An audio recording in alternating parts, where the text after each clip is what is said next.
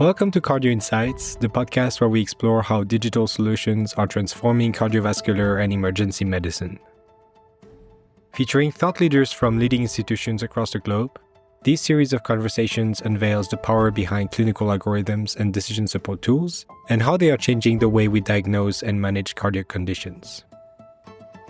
From their impact on clinical practice, their benefits for patient outcomes, and the challenges they pose to health systems in terms of implementation and regulation, this podcast is intended as a precious resource for healthcare professionals in cardiology and emergency medicine who are curious to learn more about this exciting field.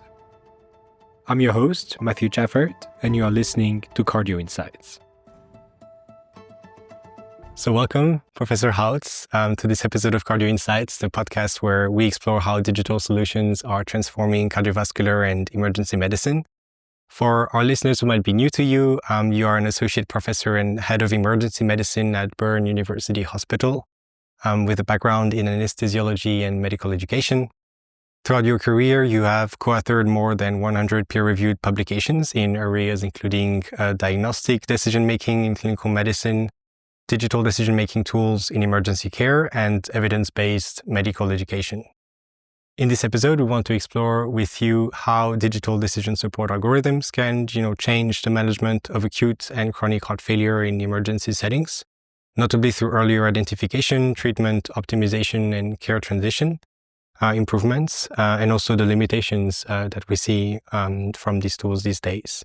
So to kick us off, could you take us through the complexity of clinical decision making, especially in the emergency department, and why we need solutions to address the problem of diagnostic errors in this context? Well, thanks for having me. That's a very good question. I think recently we saw a lot of attention going to the topic of diagnostic error in emergency medicine, which was in part fostered by the WHO's decision to make diagnostic error a focus or the theme of this year's Patient Safety Day. And I think that brought a lot of attention to the topic of misdiagnosis. And naturally, misdiagnosis is particularly frequent in fields where a lot of diagnoses are first made, which is the GP's office or the emergency department. And when I first started investigating the topic of misdiagnosis and diagnostic error, I was surprised to find how little we actually know about that and how frequent the issue actually is. And, are there certain, let's say, to illustrate a bit the scope of the problem, can you give us some numbers on, you work in Switzerland. I don't know if you have some references, let's say more globally or also just within the country, but just to illustrate what's the extent of the challenge. Well, the New York Times picked up on one of the larger publications on diagnostic error, which was published in December 23 in the journal of in the British Medical Journal, and the headline the New York Times used was there's around 500,000 or more preventable harm or death annually in the United States from diagnostic error. And about half of that is attributable to emergency care. There's only very few publications from areas outside the United States, most notably Switzerland and Canada, and the numbers are pretty much the same. So 1 in about 10 or 1 in 6 patients, somewhere in that range, is misdiagnosed in the ED. Now, of course, you can ask yourself, what does that mean to be misdiagnosed? It's not 1 in 10 that dies from that misdiagnosis, but it comes with inconveniences for the patients. You have to come back. Treatment isn't working. You come back 3 days later. Then we might figure out what's the actual problem you have. We might switch to better treatment. But as you know, for example, in infectious diseases, time really matters. to when we start appropriate treatment. And of course, that's the same for many cardiac diseases as well. Mm-hmm. Understood. And so are there, opportunities for digital decision support algorithms or some of these digital solutions to, aid in the identification or the management of some of these conditions? One that we want to focus on, in that episode is around heart failure. What do you think about those? Well, that's a really tricky question. I would say yes and no. So if you look at what are the diseases that we misdiagnose, it's actually the frequent conditions that are frequently misdiagnosed. In the field, we call them the big three, which is basically cardiovascular diseases such as stroke or myocardial infarction or venous thromboembolism, infectious diseases such as pneumonia or sepsis, and cancer. And those account for about 75% of the total burden of misdiagnosis globally.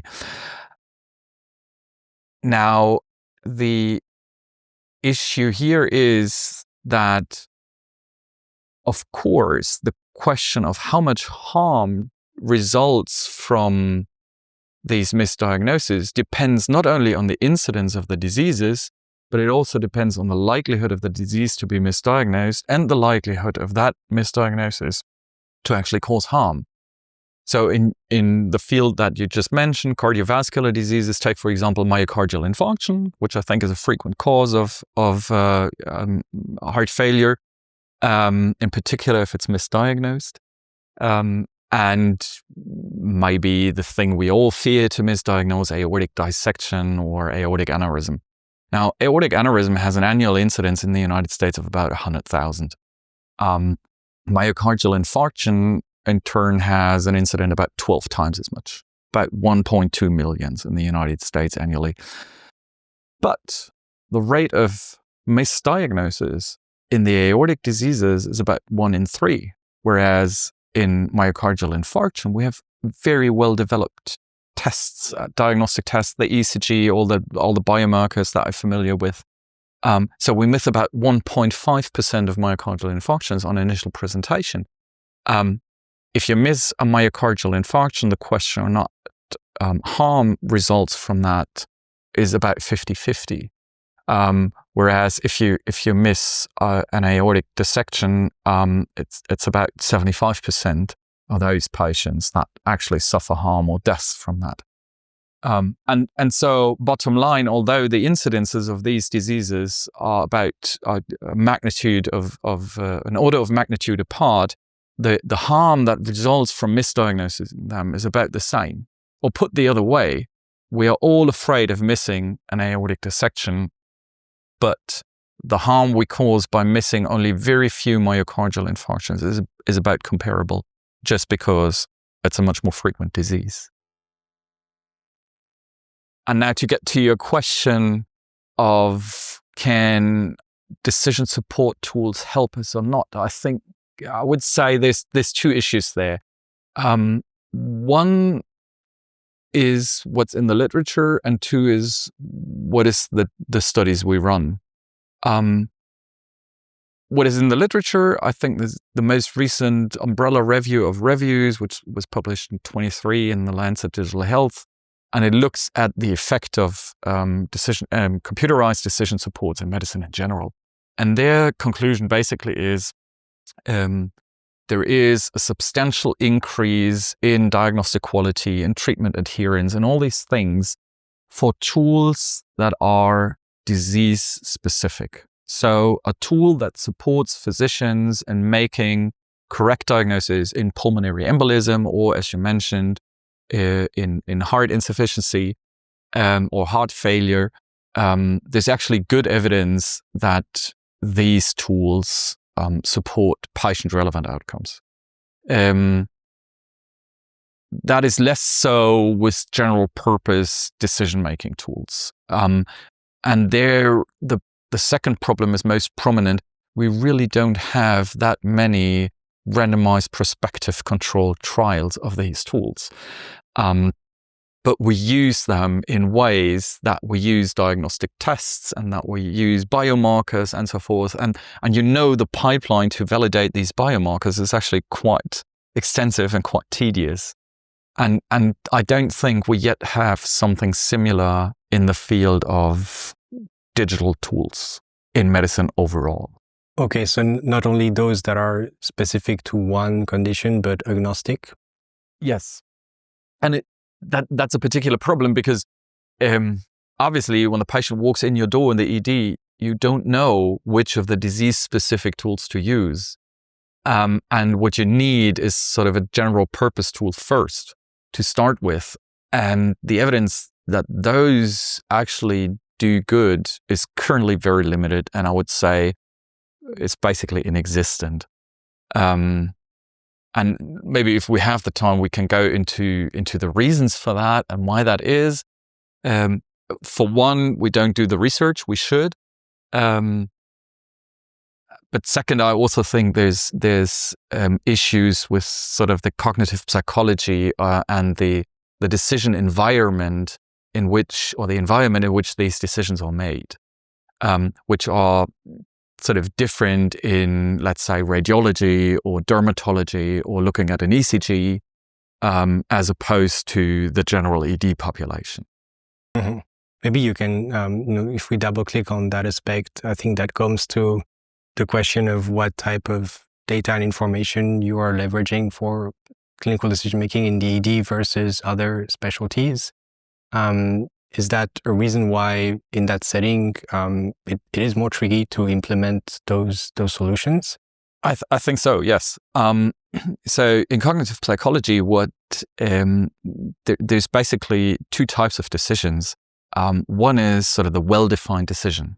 So you want to buy a new electric car. Well, there's only so many options. All the variables that are relevant to you are known to you, let's say price and range and these sort of things, space, and you can validate the values of all these variables. So if the dealer tells you the range is 1,000 kilometers, you can very well validate that by talking to friends, reading reports, and just testing it out. And then what's the worst possible outcome? Well, your car will end up on eBay. Nobody dies, right? You just get rid of it. Whereas in decisions such as what's my patient's diagnosis, well, there's 70,000 different diagnoses to made in the ICD-10, and the variables that are relevant to you are not prospectively known. It's different biomarkers when you're looking for this disease than when you're looking for that disease. And then in emergency medicine in particular, you cannot validate frequently the value of those variables. So we look at ECGs that are kind of shaky, that are not very well fixed to the patient. The patient is shivering, these sort of things. So the decisions become blurry, the decision environment becomes blurry, and the outcome space is vast compared to.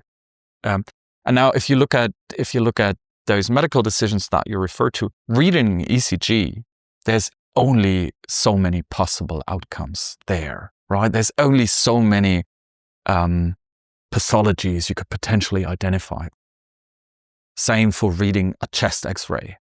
And the structure of the data is also quite clear, and it's in its native format, it's accessible to a computer. The ECG is just voltages which are accessible to a computer, and the chest X-ray is really just grayscale, or it's converted to grayscale, but really it's radiation absorption that we're looking at. Also, that is available to the computer, and so computers perform well in that area, whereas most of the information we currently use to make clinical diagnoses and clinical decisions require physicians or other health professionals to make that information available to the computer, and we're not very good in doing that. we are biased, and I only provide the information to the computer that I think is relevant to the decision. And now that already biases my decision, and now the computer can't get any better than me. Mm-hmm. And this also contributes to the difficulty of evaluating these tools in that setting, right? Because it absolutely does. It absolutely does. You're always evaluating the tool together with the way it's used.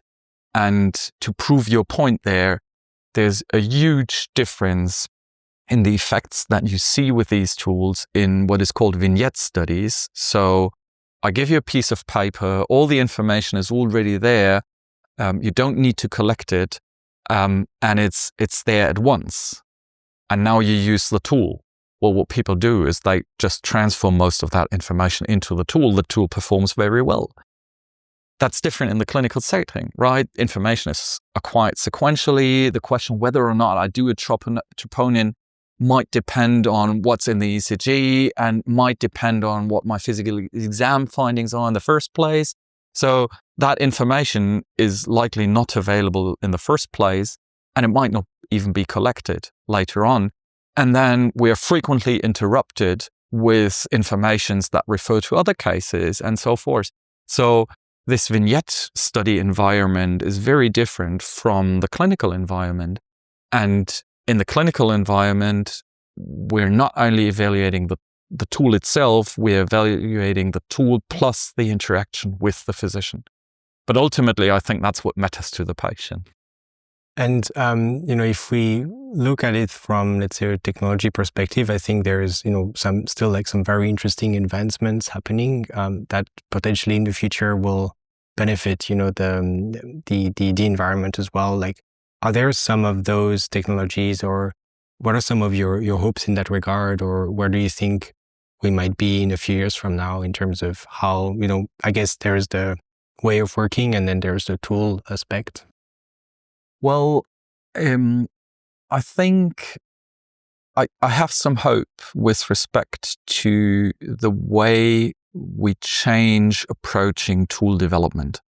I think about 5 years ago, we developed tools, decision support tools in fields where data were easily available.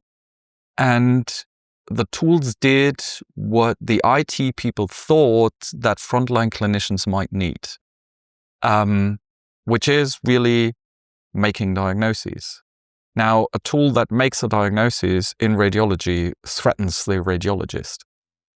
Now, I think we're turning more towards including what we know from cognitive psychology, from the research into human decision-making, into this tool development.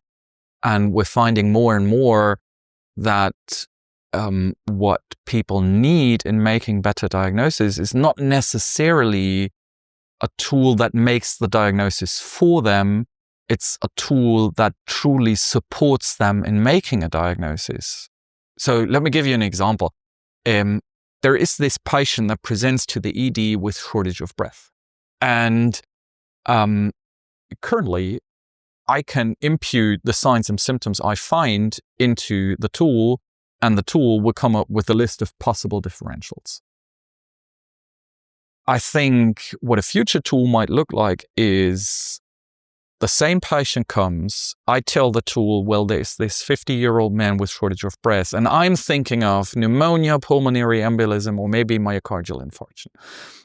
And then the tool could support me in figuring out which of the three it is by telling me, well, does the patient have fever? And by the way, also frequently associated with shortage of breath is maybe left heart failure, right? And while pneumonia will be associated with fever, left heart failure will likely not be, and so forth, right? And it could help me in selecting appropriate test strategies for the differentials that I am considering. Because what we know is physicians are very good in considering the correct diagnoses. We're just not very good in ultimately selecting the correct diagnosis. And I think there's a lot of potential for these tools to help us better choose the correct tests that lead us to the diagnosis and sort of avoid tunnel vision on our gut feeling or preferred diagnosis in the first few minutes. Because that's what we know.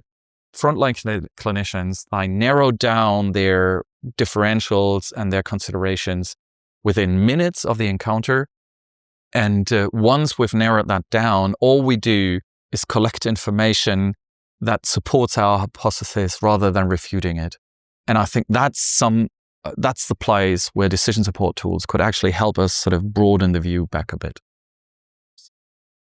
Reducing confirmation bias, reducing selection bias. There is a group in London at King's College, Olga Kostopoulou. She has plenty of studies where she shows that provided my initial hypothesis is A versus yours is B, and we both get the same additional piece of information, let's say a neutral ECG, neutral with respect to the likelihood of your or my diagnosis, we will both distort that new incoming information in favor of our own diagnosis. And you will end up saying, well, this ECG supports my diagnosis. I will say it supports mine, whereas ultimately it really doesn't contribute anything.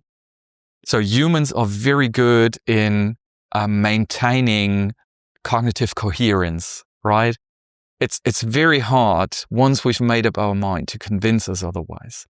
And I think that's sort of a place where these tools could come in handy. Mm-hmm. Yeah, makes sense. We have a closing question we ask every guest on the podcast. It's a bit of a fantasy question, but if you had a magic wand, which digital solution would you like to have in your clinical practice that you think is currently missing? Either, related to what we discussed or something completely different. I read an article with an artist recently, and she said, well, I want AI to do my household chores so I can focus on the art.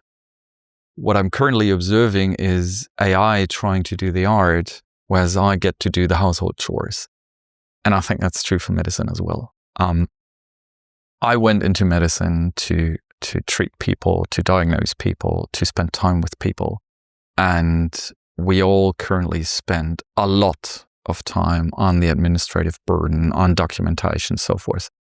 And that's where I really see potential for digital solutions.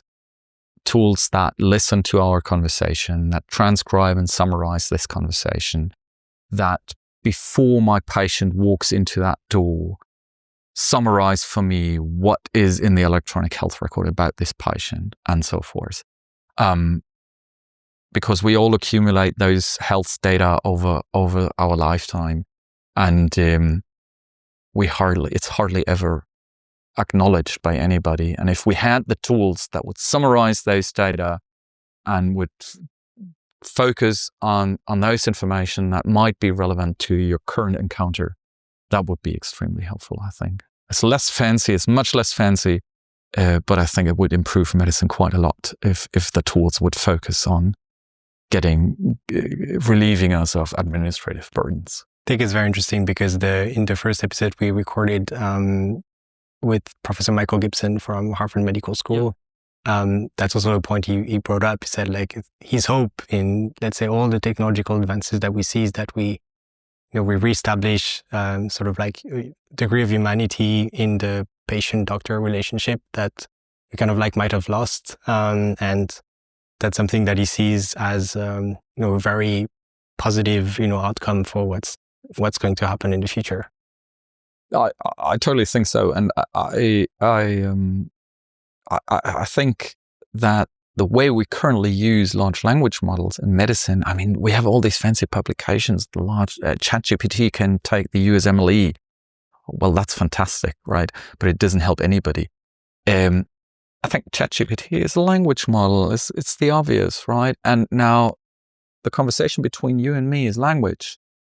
Doing something to that language, such as transcribing, summarizing, that's the nature of what these things are built for and what they're good at. They're not very good at coming up with context-relevant knowledge. And that's not what they're built for.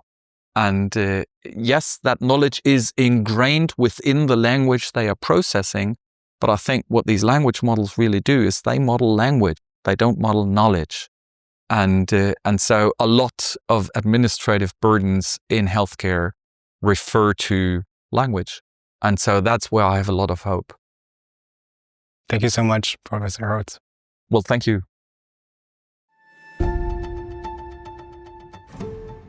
Thank you for listening to this episode of Cardio Insights. We hope you enjoyed it.